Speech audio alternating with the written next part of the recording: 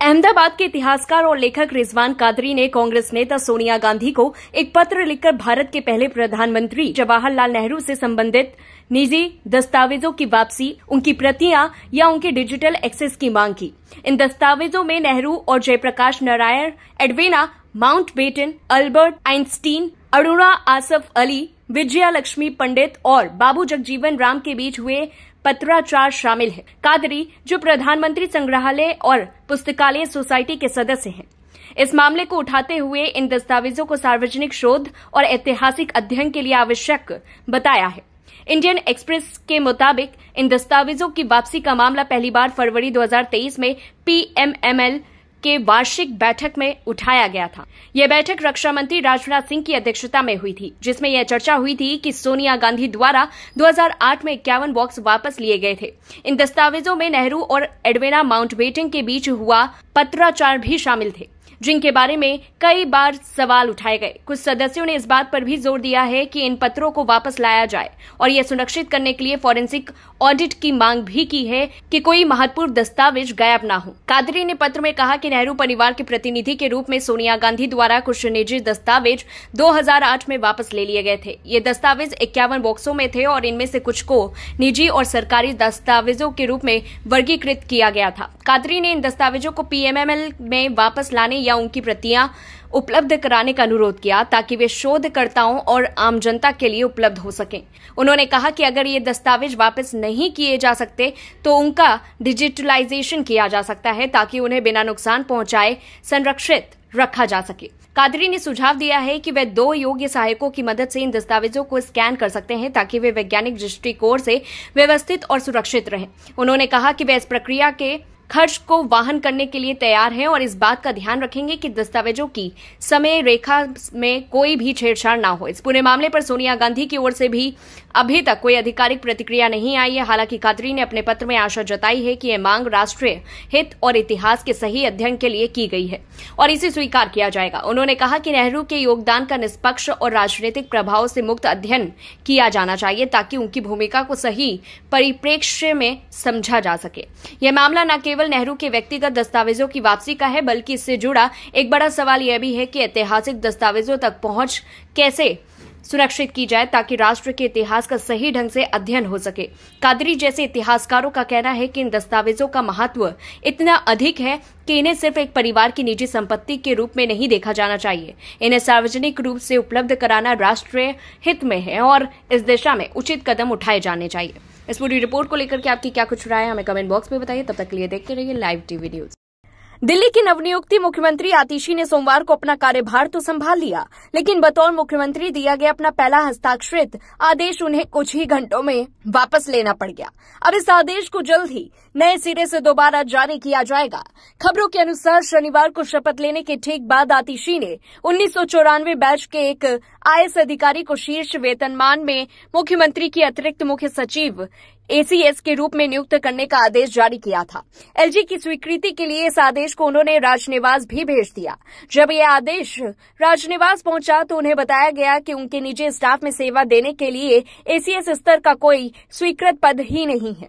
CM अपने लिए सबसे ऊंचे पद पर अधिक से अधिक प्रधान सचिव स्तर के अधिकारी को ही नियुक्त कर सकता है। इस पर उन्होंने एलजी की मंजूरी के लिए राजनिवास भेजा गया और अपना नोट वापस ले लिया।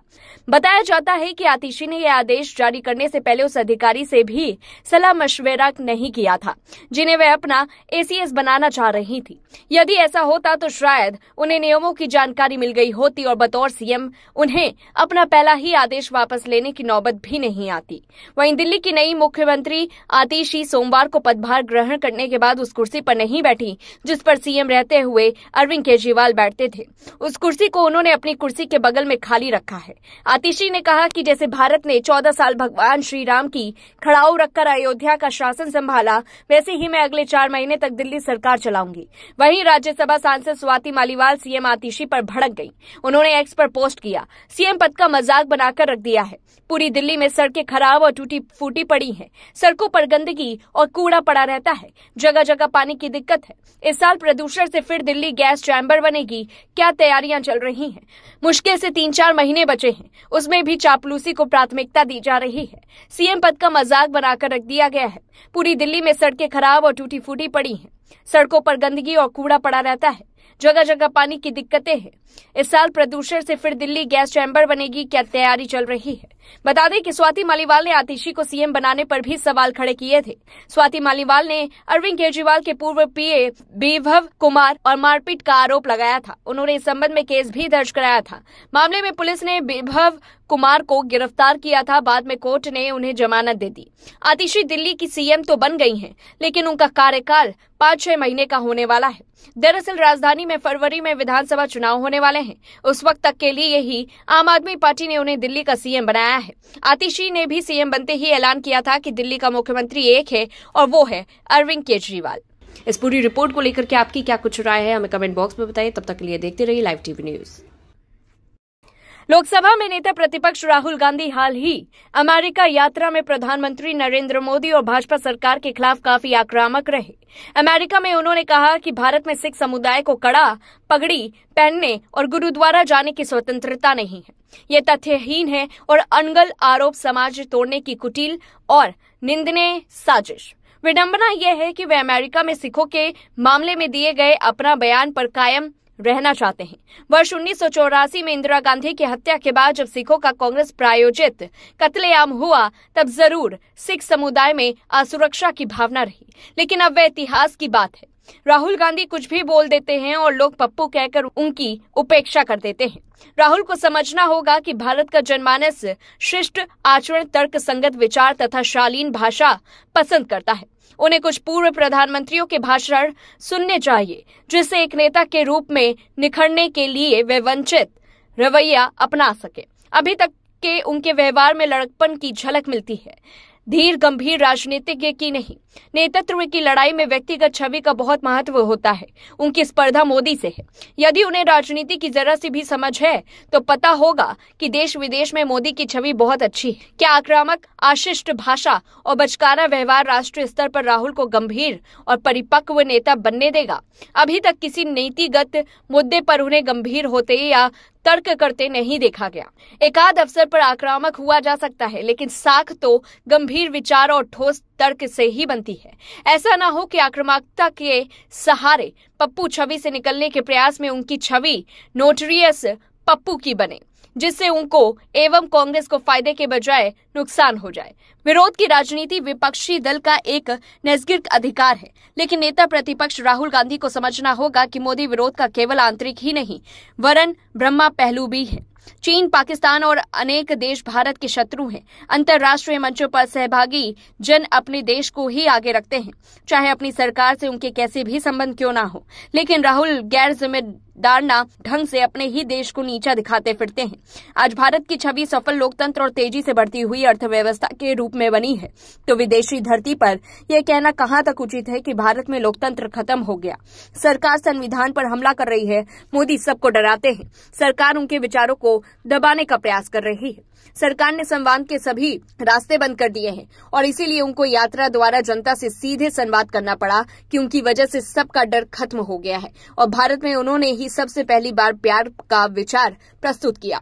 यह सब भ्रामक, तथ्यहीन और अनगल होने के साथ ही आत्ममुग्धता से भरा है। यह भारतीय लोकतांत्रिक व्यवस्था और संस्कृति पर कुठाराघात जैसा है, जिसका फायदा उठने के लिए अनेक राष्ट्र विरोधी शक्तियां आतुर होंगी। इस पूरी रिपोर्ट को लेकर के आपकी क्या कुछ राय है, हमें कमेंट बॉक्स में बताइए। तब तक के लिए देखते रहिए लाइव टीवी न्यूज।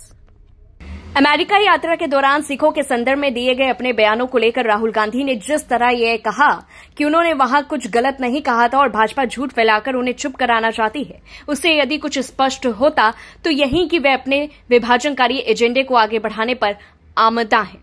उनके रवैये से यह भी साफ है कि उन्हें कांग्रेस की उन मूल नीतियों से कोई कहीं मतलब ही नहीं, जिनके तहत पार्टी सभी देशवासियों को एक साथ लेकर चलना अपना उद्देश्य बताती थी। वे जानबूझकर वही गलती कर रहे हैं जो इंदिरा गांधी ने की थी और जिसके चलते पंजाब और साथ ही देश को बहुत बुरे नतीजे भोगने पड़े।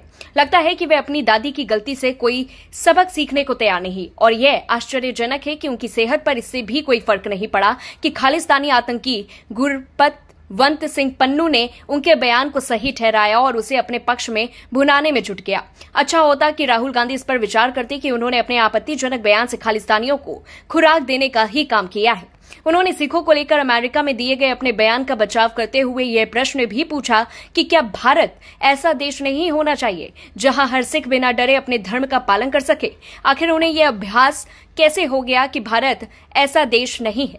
क्या यहाँ किसी को अपनी धार्मिक मान्यताओं का पालन करने की आजादी नहीं है? हो सकता है कि राहुल गांधी यह माहौल बनाकर पंजाब में राजनीतिक लाभ हासिल करने में सफल हो जाएं कि सिखों की धार्मिक आजादी के लिए संकट पैदा होने वाला है, लेकिन इसके परिणाम अच्छे नहीं होंगे। ये मानने के अच्छे भले कारण है कि वे अपने संकीर्ण राजनीतिक स्वार्थों को पूरा करने के लिए जाति पंथ क्षेत्र के आधार पर लोगों में वैमनस्य पैदा करने में जुट गए हैं।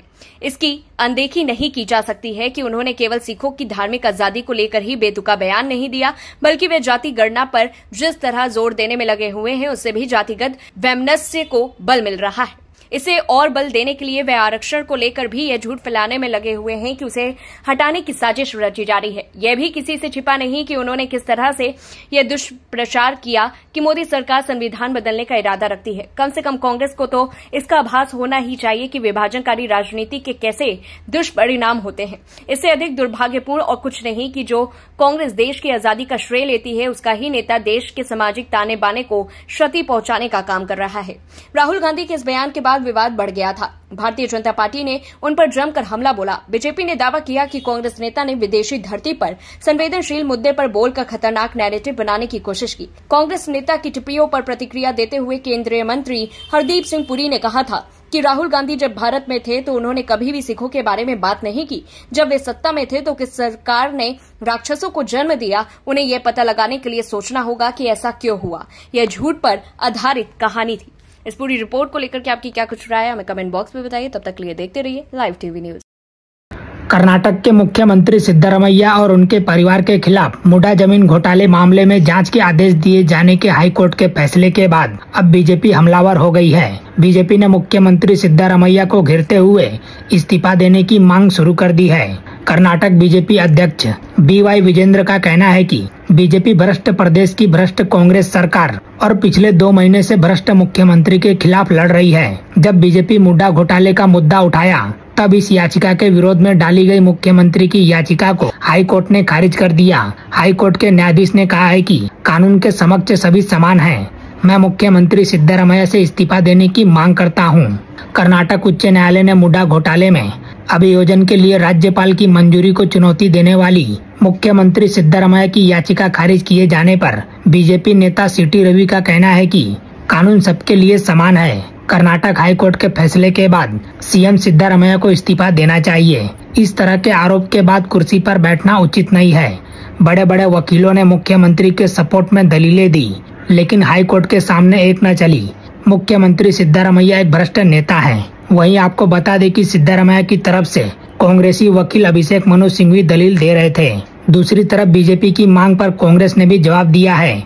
कांग्रेस नेता DK शिवकुमार ने मुख्यमंत्री सिद्धरमैया का बचाव किया। उन्होंने कहा कि मुख्यमंत्री द्वारा इस्तीफा देने का कोई सवाल ही नहीं उठता है। मुख्यमंत्री ने कुछ भी गलत नहीं किया है, वह किसी घोटाले में शामिल नहीं है। यह बीजेपी द्वारा एक राजनीतिक साजिश है। हम सभी मुख्यमंत्री सिद्धरमैया के साथ खड़े हैं और हम उनका समर्थन करते हैं। CM सिद्धरमैया देश और पार्टी राज्य के लिए अच्छा काम कर रहे हैं।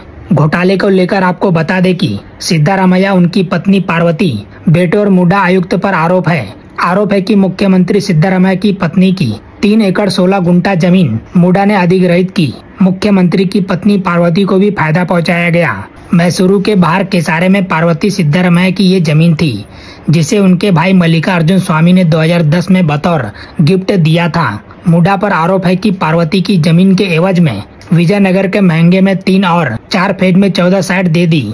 मुडा ने शहरी विकास में जमीन गंवाने वालों के लिए स्कीम शुरू की। इस स्कीम के तहत ऐसे लोगों को विकसित जमीन का 50% दिया जाना था। इस योजना को 2009 में लागू किया गया और 2020 में कर्नाटक की तब की बीजेपी सरकार ने स्कीम बंद कर दी। आरोप है कि योजना बंद होने के बाद भी मुडा ने जमीन का अधिग्रहण और आवंटन किया। फिलहाल इस खबर में इतना ही। बाकी अपडेट के लिए बने रहिए लाइव टीवी न्यूज के साथ। बसपा सुप्रीमो मायावती ने आरक्षण को लेकर कांग्रेस को एक बार फिर घेरा है। कांग्रेस और राहुल गांधी के दोहरे मापदंड से सतर्क रहने की मायावती ने सलाह भी दे दी है। SC, ST और ओबीसी जातियों के आरक्षण के मुद्दे पर बहुजन समाज पार्टी की सुप्रीमो मायावती ने एक बार फिर मुखर होते हुए कांग्रेस और राहुल गांधी पर भयंकर निशाना साधा है। मायावती ने लोगों को कांग्रेस और राहुल गांधी के दोहरे मापदंड से बचने की सलाह दी है। इतना ही नहीं, बीएसपी सुप्रीमो मायावती ने तो यहाँ तक कह दिया है कि SC, ST और ओबीसी आरक्षण पर राहुल गांधी और कांग्रेस की नीति दोगली और छल कपट की है। मायावती ने अपने सोशल मीडिया अकाउंट के जरिए कांग्रेस सांसद और लोकसभा में विपक्ष के नेता राहुल गांधी पर बरसते हुए कहा कि SC, ST और ओबीसी जातियों के लोगों का वोट पाने की खातिर अपने देश में राहुल गांधी इनके आरक्षण का समर्थन करते हैं और इसे 50% से ऊपर बढ़ाने की वकालत भी करते हैं। मगर जब यही राहुल गांधी विदेश में होते हैं तो वहां जाकर आरक्षण को खत्म करने की बात करते हैं। राहुल गांधी के इस तरह के दोहरे मापदंड से लोगों को सचेत रहना चाहिए। बीएसपी सुप्रीमो ने कहा कि यह भी सच है कि केंद्र में जब कांग्रेस की सरकार थी तब ओबीसी आरक्षण संबंधी मंडल कमीशन रिपोर्ट लागू नहीं की थी। साथ ही बीएसपी के संघर्ष से SC, ST के पदोन्नति में आरक्षण को प्रभावी बनाने के लिए संसद में लाए गए संविधान संशोधन बिल को भी कांग्रेस ने पास नहीं होने दिया, जो अभी तक लंबित है। इस मामले में कांग्रेस की पूर्व सरकार ने कोर्ट में भी सही से पैरवी नहीं की। आरक्षण विरोधी कांग्रेस व अन्य पार्टियों से भी SC, ST और ओबीसी समाज लोग सजग रहे। साथ ही केंद्र में रह रही कांग्रेस सरकार द्वारा जातीय जनगणना नहीं कराना और अब सत्ता से बाहर होने पर इस बारे में आवाज उठाना, यह सब ढोंग नहीं तो और क्या है। फिलहाल इस खबर में इतना ही। बाकी अपडेट के लिए बने रहिए लाइव टीवी न्यूज के साथ।